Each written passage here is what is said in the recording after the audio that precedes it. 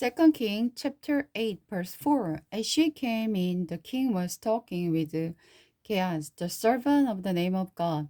The king had just said, "Tell me some stories about the great things Elisha has done."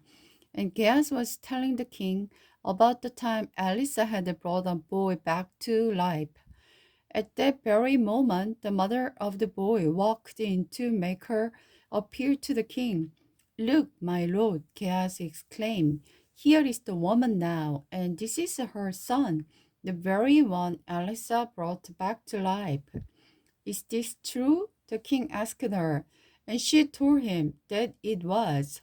So he directed one of his officers to see to it that everything she had lost was restored to her, including the value of any crops that had been harvested during her absence. Hazar murdered Ben-Hadad. Now Elisha went to Damascus, the capital of the Aram, where King Ben-Haz lay sick. Someone told the king that the man of God had come. When the king heard the news, he said to Hazaz, "Take a gift to the man of God, then tell him to ask the Lord if I will get well again." So Ahaz loaded down 40 camels with the finest product of Damascus as a gift of Elisha. He went in to him and said, "Your servant Benhad, the king of Aram, has sent me to ask you if he will recover." And Elisha replied, "Go and tell him you will recover, but the Lord has shown me that he will actually die." Elisha started at Hazor with a fixed gaze until the Hazor became uneasy. Then the man of God started weeping. "What's the matter, my lord?" Hazor asked him. Elisha replied, "I know the terrible things you will do. The people of Israel, you will burn their fortified city, kill their young men, and dash their children to the ground, and leave open their pregnant women."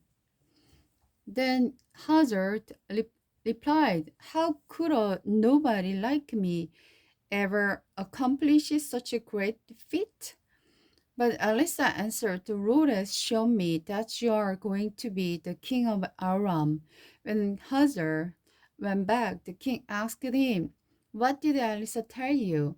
And Hazar replied, "He told me that you will surely recover." But the next day, Hazar took a blanket, soaked in water, and held it over the king's face until he died.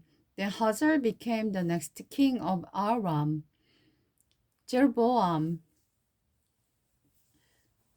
Jehoram ruled in Judah. Jehoram, son of King Jehoshaphat of Judah, began to rule over Judah in the fifth year of King Joram's reign in Israel. Joram was the son of Ahab.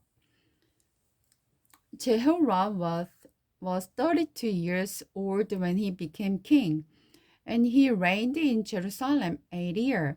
But Jehoram followed the example of the king of Israel and was wicked as King Ahab, for he had married one of Ahab's daughters. So Jehoram did what was evil in the Lord's sight.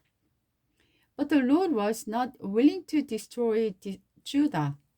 He had made a covenant with David and promised that his descendant would continue to rule forever. During Jehoram's reign, the Ammonites revolted against Judah and crowned their own king. So Jehoram went with all his chariot to attack the town of the Zair. The Amorites surrounded him and his charioteer, but he escaped at night under cover of darkness. Jehoram's army, however, deserted him and fled. Edom had been independent from Judah to this day.